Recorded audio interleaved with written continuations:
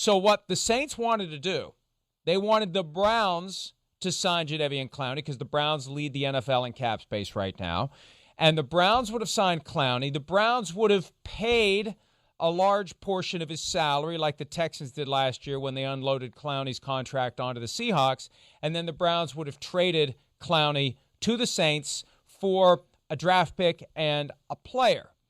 And look, when you consider these other trades that have been done, on the surface, there should be nothing wrong with that. There should be no problem with it. Right. But the Saints ran it by the league office, Chris, and the league office said we're not going to allow it. Now, one of the factors may have been this weird chain of COVID-19 protocols. Who knows? Maybe in a normal year, the league would have said okay, but that was one of the concerns.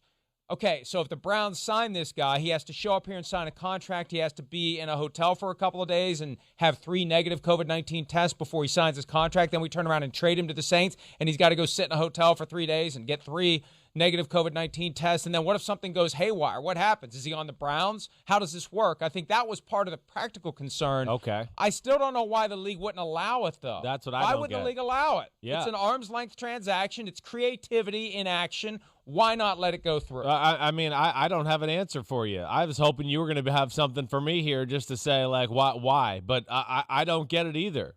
Well, what is the thing that would hold it back as far as it's still trading commodities, right? And you're still staying within the guidelines of the salary cap, and draft picks are tradable that way. So I don't really understand it either. I have a hard time believing that it would be the COVID-19 thing. That's an interesting angle. I didn't really think about that, Mike. Yeah, maybe does that delay the process even longer? But I would still, so what? If you're the New Orleans Saints and you want Jadeveon Clowney, you want Jadeveon Clowney. The hell with it. Okay, he's got to sit in Cleveland for 2 days. Fine. Then he'll come here and sit in 3 days. Maybe he can't play week 1, so I'll have to play the next, 15 games after that. But I was shocked to hear that as well, that wouldn't go down. Why is that so much different than Brock Osweiler with the Houston Texans? What makes it that much different? It isn't different because what the Browns did was they bought a draft pick. Right. They traded cap space and cash for a draft pick. When you send the player plus the draft pick to unload his cash obligation and his cap space, that's exactly what you're doing. Now, maybe this was just too transparent. Maybe it would have been too bang of a move. One other wrinkle, too, before I move on in that explanation. What if Clowney had passed a very perfunctory physical in Cleveland? Because they don't care. They're not putting him on the field. And then he goes to New Orleans and he fails the physical there. What happens? I thought about He's a member of the Browns. Right? He's a member of the Browns. I mean, that's part of the risk you take. But I think that there is a way to do this.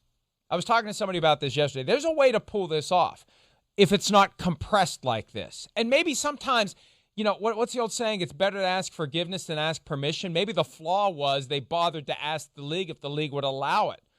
Maybe if you just do it. Maybe if you just do it. Right. Yeah, if you just do it, they've got no way to say no. Hey, we've signed a player. Okay, you've signed a player. Contract approved. Hey, we're trading the player. Okay, you're trading the player. Contract and trade approved. What are they going to say? No? So I think they should have just done it. Maybe that would have been the way to do it. Don't ask for permission. Just do the damn thing. Now, the other way to pull this off, and I think it's given teams something to think about now for the future.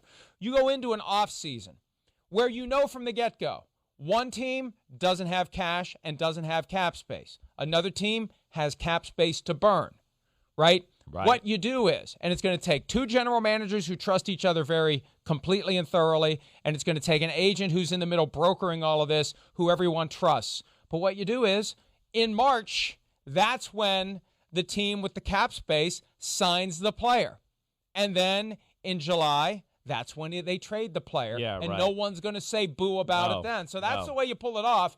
You just, number one, it's hard to pull it off in a day. And number 2, if you ask the league ahead of time for basically an advisory opinion on whether or not it's okay, they're going to be inclined to say no because they'd rather you not do it. I think that's the key. I don't know that it's impermissible. I just don't think the league wanted them to do it. So if the league says, we don't know about this, and it scares them off, mission accomplished. Yeah, I guess so. I mean, the other thing I just think about, the fact is, just trading a draft pick by itself. Can that happen? Are you allowed to do that? Just trade a draft? That's where I guess It's different from Houston because you had Osweiler. Yes, they wanted to trade him. The Browns were going to take him. They had a little bit of a need for the quarterback backup position, so that made sense. Now, yeah, the contract was expensive, so here's a draft pick to go along with it, to take away the contract of the player and all of that to ease the pain. I will say I don't think I've ever heard just a draft pick being traded that way, right? Where you just trade like, hey, here's a draft pick. Now we've traded you the pick. Can you sign the player and, take some of the money off of his contract and then trade him, back to us? I guess I don't know. Is there something there? The fact that Jadeveon Clowney's a free agent that changes the language of what can be done as compared to Brock Osweiler, who at the time was under contract with the Houston Texans. I mean, I'm hoping we'll have answers about this kind of stuff by the end of the day, but I don't know. Yeah. Look at what happened last year. Yeah.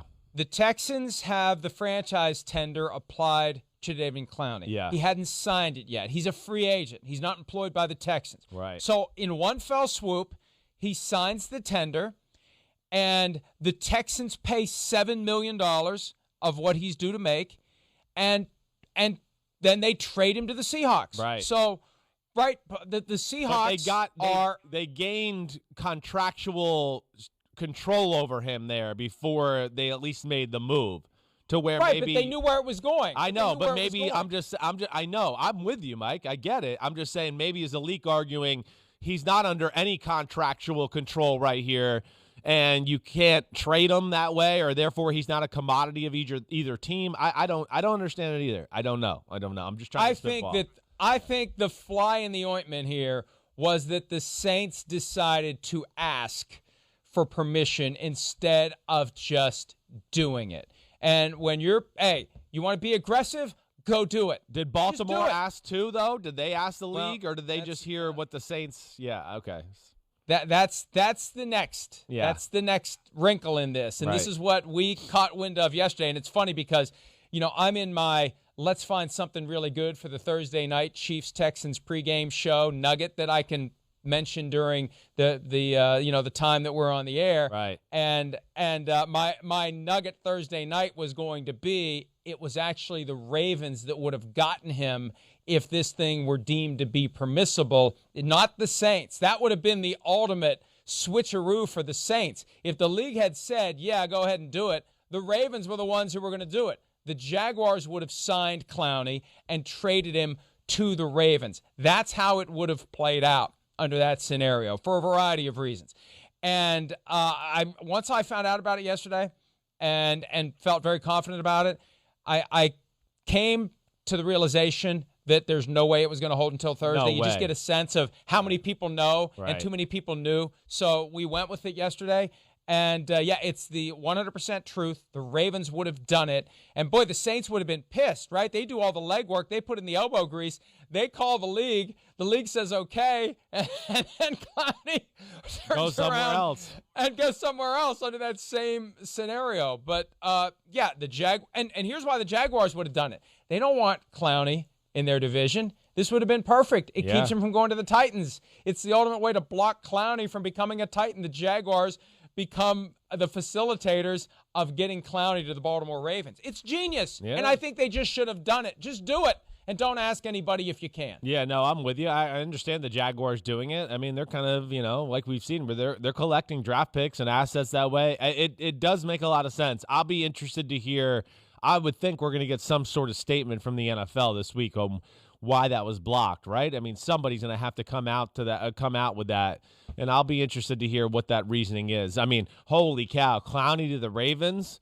I mean, already the best roster in football, and now you put him with those, big, mean, angry front seven. That would have been some defense. Holy cow. Remember we talked about that last week? Yes. Remember I told you that they were in quietly on Yannick Ngakoue, and what if we wake up one day and they have Clowney and you did the whatever that thing when you do that. Mind blown emoji. Yeah. Right. Yes. So anyway, it's interesting to see why it happened and and I'm going to find out. That's a challenge. I'm taking that as a challenge from you, Christopher David Simms. I'm going to find out exactly why the league said no. Please do your job. Hurry up. Figure it out. Holy crap. It's Tuesday afternoon. I mean, Tuesday morning. You don't have the answers to this? I mean, Hi, I'm Mike Tirico, and thanks for watching. Make sure to hit subscribe for the latest news and highlights from NBC Sports.